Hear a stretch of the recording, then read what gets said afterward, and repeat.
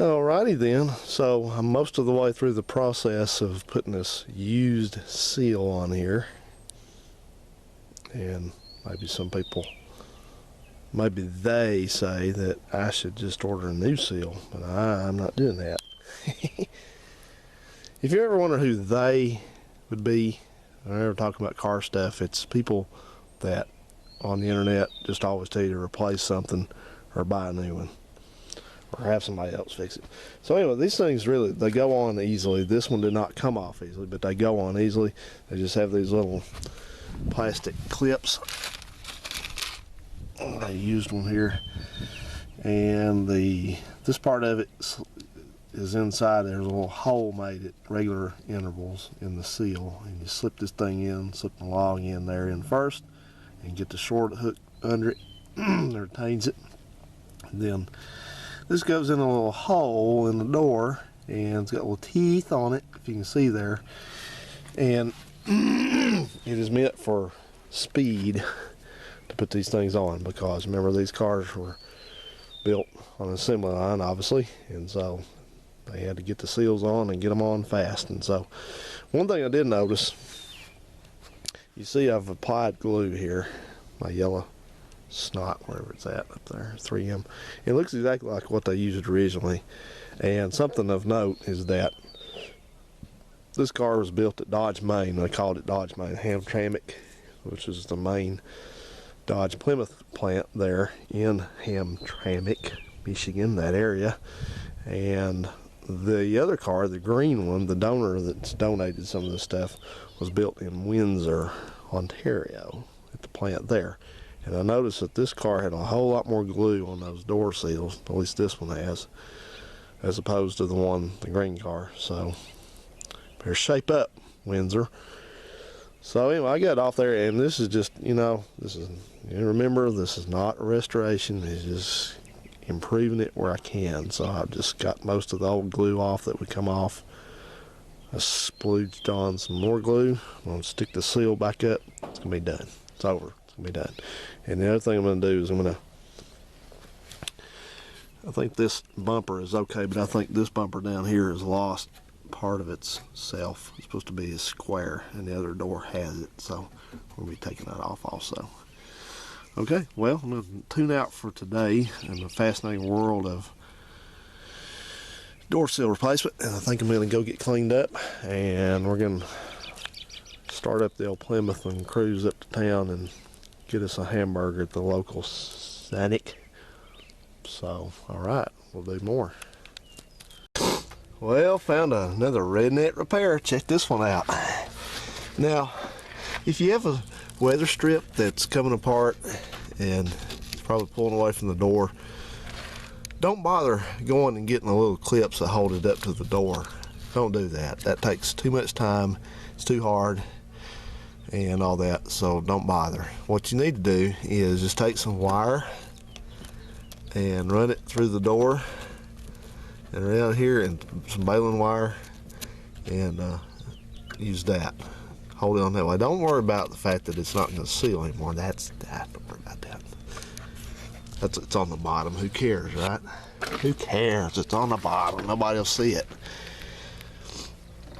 So anyway, let's continue on with this deal.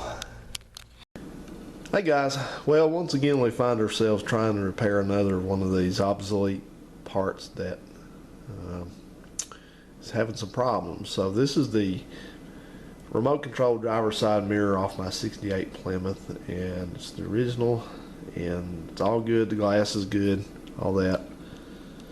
But the problem it's having, it had two problems. Actually, it wouldn't adjust very well from the inside. You couldn't get much movement out of it.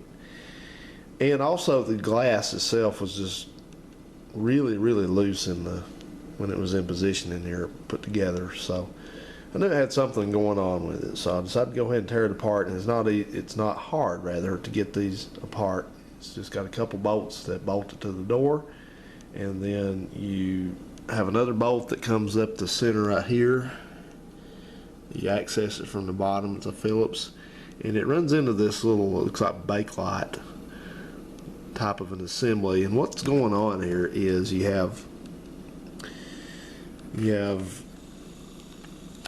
with the 3 controls, right, left, up, and down. The 3 controls here, sorry for that, and getting in the way there. And they attach to the backing here. They're supposed to, at least, as you can see. Let's see if the camera will pick up there a little bit better. The cables are there, the ends are there, but they are dislodged from the cables themselves. See how that moves up and down? So in essence, the glass is just, the backing and everything is just sort of floating there. You know, you can't, it's not really going to fall out right now, but the cables are not really attached to it anymore. They're just kind of captive in there. So you're going to have to take care of that. So I'm going to turn to my trusty friend here, which is also known as JB Weld. So we're going to whip up a batch, and I'm going to cut up a couple shims here to get this little piece of Bakelite, get it in position so it's not, it has to be picked up like this, I guess, sort of the way the glass and the backing would naturally be. It has to stay like that. So we're going to have to make a couple shims and then apply the mixture, let it set a few days, and then put it back together. That should take care of it, because I don't want to lose the glass. That's a date-coated glass for it.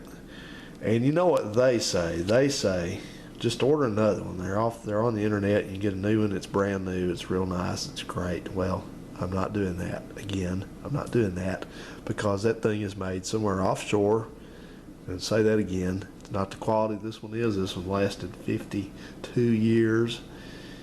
And with just this minor amount of problems. So we're going to fix what we got. I don't have $200 in the budget to buy a mirror on that old car. So anyway, I'll probably do a part two segment of this in this video, just to show you the final product. All right, so I got these mirrors out here. I'm dinking around with them. And what's up with this is I've got this mirror fixed using my JB Weld on it. This is the remote mirror that goes on the 68 Plymouth. And over here I have the non-remote mirror, just a standard adjust it with your hand mirror that came off that green 73 Valiant. And they interchange as far as the mounting goes. There's a stud, points down, it threads into it, and there's a chrome Phillips, I guess is a pan screw that goes down into the door right there, and that's what holds them on. But I thought something that was interesting is that Buzz is back for this year. Do you hear him back here? Oh, did he land on me? There he is. Where you been all year, Buzz? All winter. Anyway, so get on with the story here. I thought I'd just draw a couple distinctions or a comparison between these mirrors. It's funny because the green 73 Plymouth obviously spent a lot of time indoors, even though it succumbed to rust damage from salt, because nobody washed the salt off of it. It ate it up. It didn't spend a ton of time out in the sun, and I can tell that because this mirror is aged in different ways than this one is. As a matter of fact, this mirror is really very nice, and this one's got oxidation and peeling on the chrome, and the gasket, which is the same, I believe, is really kind of dried out and cracked on this one, and the one on this one is very nice and pliable.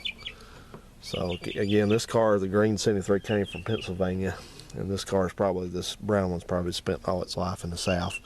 And also this thing that I told you about right here, described to you, you can see how nice that one is, the one that's on the mirror. I hold down, and the nut still got its plating that came off of it. And this one that came off this mirror was just rusted to death, and it was not even movable anymore. Somebody actually bent it a little bit trying to, I think they were trying to tighten it up. Let's go look over there and see what it looks like at the door. Okay, so here we are at the door, and I noticed that mirror was kind of loose on here when I was getting ready to take it off, and you can see that somebody has tried to tighten the crap out of that thing and bent the metal of the door. It's not supposed to be up that high like that. And as a matter of fact, when you look at the gasket on this one, somebody has added a piece of something. I don't know if that's JB Weld. It looks like it, doesn't it? Whoa! You trying to scare me, aren't you? You just about landed right on me. You son of a gun, you. Anyway, I don't know what that is. JB Weld, maybe? Alright. Clear out. I'm trying to make a video here. So anyway, it was having problems, and so that's got to be corrected. So I'll just use this gasket and all the hardware, and we should be good to go. So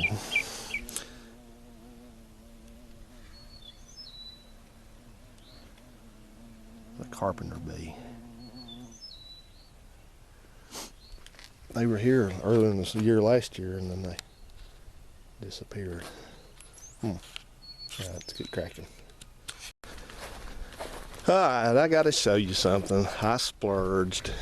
Couldn't resist it anymore. You know, men are a little bit more like women than we like to admit sometimes. We like to just treat ourselves to stuff. Where women treat themselves to clothes and jewelry, men treat themselves to a new trunk mat. That thing was 70 bucks for that trunk mat.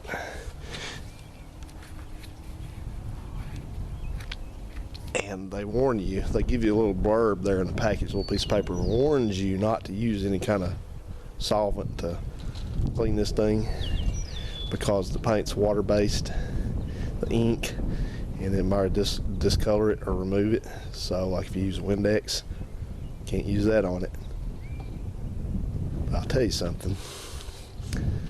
I've got an original trunk mat in that 66 Chrysler in there, and not only is it thicker, and the remnant that came out of that Dart over there thicker than that thing. I used all kinds of stuff trying to clean that one in the Chrysler up. I used Windex, I used all kinds of Simple Green, Purple Power, nothing hurt it. Nothing took the dirt off where it had little spots on it, but it didn't hurt it. So there again, it's another one of these things, you know, if it's cheap bullshit, just admit it. It's what it is, it's what you got. And I admit that, and that's what I got. I have to use it, that's all there is anymore. So I'll say it together, they do not make stuff as well as they used to. It's all profit driven these days. I don't know how much it costs them, you know, relatively in yesterday's, you know, 1970 era dollars and today's dollar to produce one of those trunk mats. But that, and you know, all the rubber stuff, the seals, and everything that I've touched and bought replacements for and dealt with that's been rubber or plastic or something like that, for any of this stuff, that old of a car, the 66, the 68, and probably going to be the 69, whatever it needs, is never been near as good. They always make it cheaper. Always, always, always, always. It's a disappointment, but they just can't do it. You know, it's not made here anymore because, you know, I would say probably, I'd estimate to make the trunk mat the same quality with the same quality ink, and not the cheap thing I got now, but the same exact way, has the same exact products and supplies and methods that they did back in 1968, 69, 70. It probably cost, you probably have to pay $150 to $200 for a trunk mat. And of course, nobody's gonna pay that. That's just too much for one when you can get one cheaper. Why would you pay that? Well, so everybody needs to shut up about this stuff about, well, I'd pay for quality. No, you wouldn't. No, you wouldn't, because you don't. There we go. Nice. Fits pretty good on this. It's got kind of a weird cutout over here that there's nothing there to correspond to, and it's kind of weird over here. I got the pattern off a little bit, so it needs to go under the jack.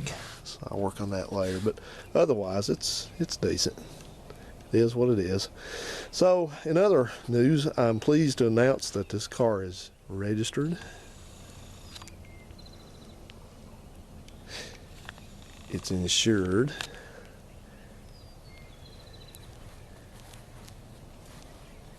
and it's just all over, ready to go.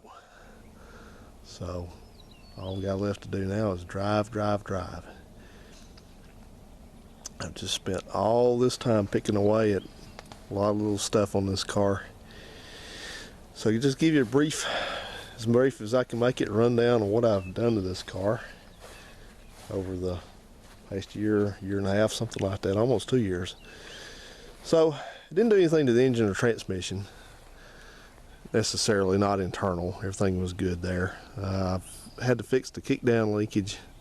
It was missing a spring. As it turned out, that was the only thing wrong with it. I had to fool with exhaust manifolds to get a bunch of exhaust leaks fixed. I swapped on some used battery cables off the 73 green Plymouth that were original and better. Repainted the engine, repainted the air cleaner, got the proper decals for the air cleaner.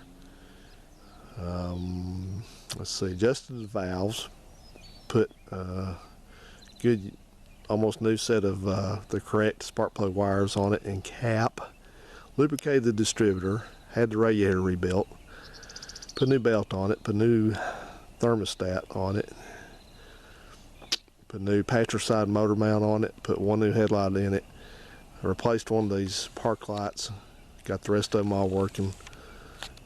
Replaced these wheels with the ones off this green 73 Plymouth Valiant. These are 14s. The originals on this car were 13s, but you can't hardly find any good tires for those. So yeah, I did that, and these would have been the, I guess, the standard 14-inch wheel covers. So I got these off eBay, and they're in good shape. They look appropriate in condition to the car itself. Didn't do anything to the wipers except to just put new blade inserts in it, and I just got done repairing this mirror. I replaced all 4 door seals with the door seals off the green one, which were in better condition. Rebuilt the dash cluster, got all the lights working, repainted it, reconditioned it, reconditioned the radio dial. The radio is not working yet. Reworked the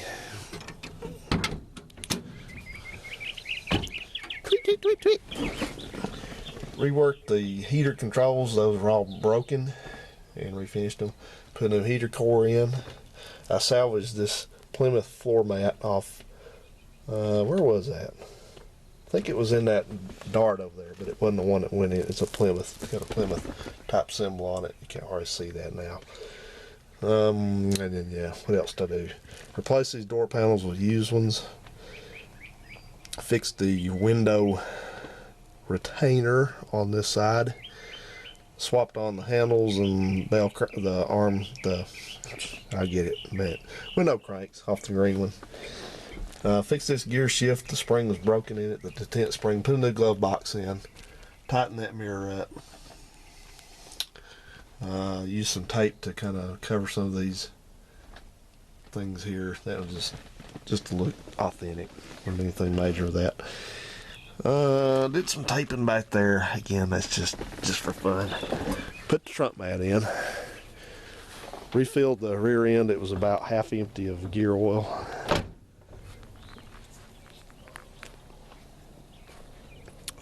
Replaced the wrong gas filler. Replaced the exhaust system with one off the green car from the muffler back. No, this whole thing's off the green car. That's right, because this one was in rough shape. So, still a few things that need to be done with it as time goes on. I still got to deal with the reverse light switch. Probably gonna put a new trunk seal on. I got some repairs, metal repairs to do in the trunk, and also may try to locate some better window rubber stuff, felt stuff here. I may have it off the other doors, not sure, but that's about it. I've driven this car several times, had it out and driven it around, and it seems to run pretty good, drives real good. Brakes work great. Oh yeah, I did that. Put all new brakes on it, repaired one of the hubs, put all 4 shocks on it, put a new gas tank in it, new sending unit. So a lot of work to be done on this car. You know, when I bought it, you look at it, you think it doesn't need that much, but to get one back, you know, where it's drivable and usable and hopefully reliable, it takes some work. But it's been fun. It's been quite a challenge at times and fun most of the time. So now I guess I'm gonna go ahead and put that for sale. No, I'm kidding. Not anytime soon. I want to drive it for a good while. And then, you know, as time goes by, if I can get this gold one going, if I like the gold one better, I may put this one up for sale. But what the heck? Our man on the mountain up there has got the Fury. He says that he likes this car too, but he's about bought all the cars from me I think he's going to buy anytime recently. So, all right, guys, well, and gals, thanks for tuning in and hanging out with me in my little corner of the world here in southern Middle Tennessee. So,